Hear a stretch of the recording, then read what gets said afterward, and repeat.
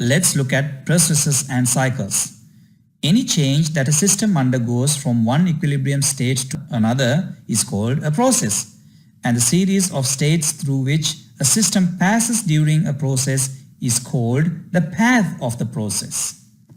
To describe a process completely, one should specify the initial and final states of the process as well as the path it follows and the interactions with the surroundings. When a process proceeds in such a manner that the system remains infinitesimally close to an equilibrium state at all times, it is called a quasi-static or quasi-equilibrium process.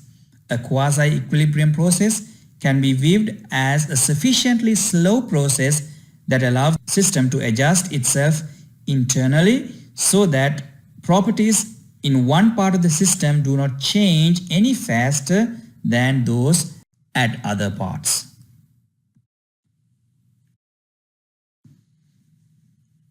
Process diagrams plotted by employing thermodynamic properties as coordinates are very useful in visualizing processes that occur in thermodynamics. Some common properties that are used as coordinates are temperature, pressure, and volume, or even specific volume. And in this figure, you can see a PV diagram of a compression process of a gas.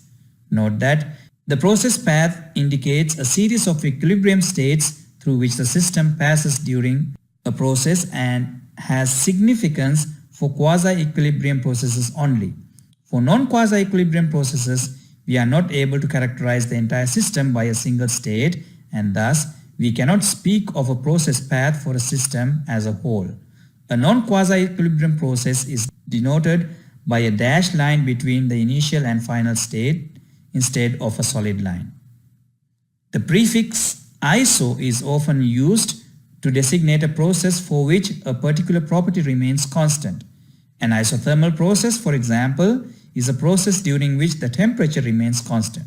An isobaric process is a process during which the pressure remains constant. An isochoric or isometric process is a process during which the specific volume, simple V, remains constant.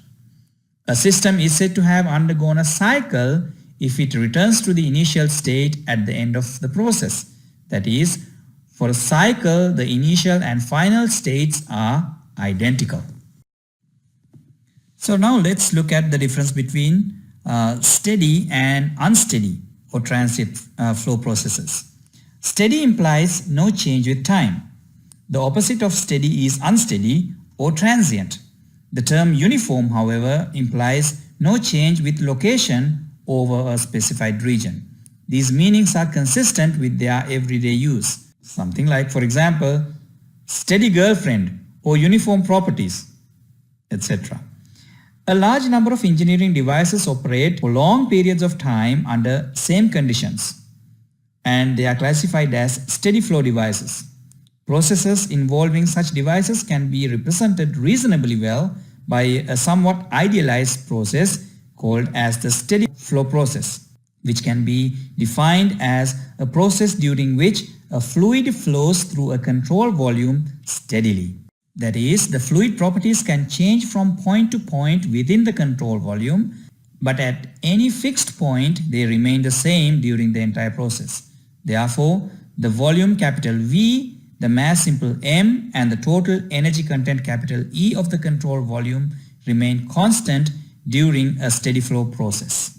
And you also have to remember that under steady flow conditions, the mass and energy content inside the control volume is going to remain constant. As you can see, there is a steady flow of mass coming into the control volume and a steady flow of mass going out of the control volume. But inside the control volume, the mass and the energy content is going to remain constant.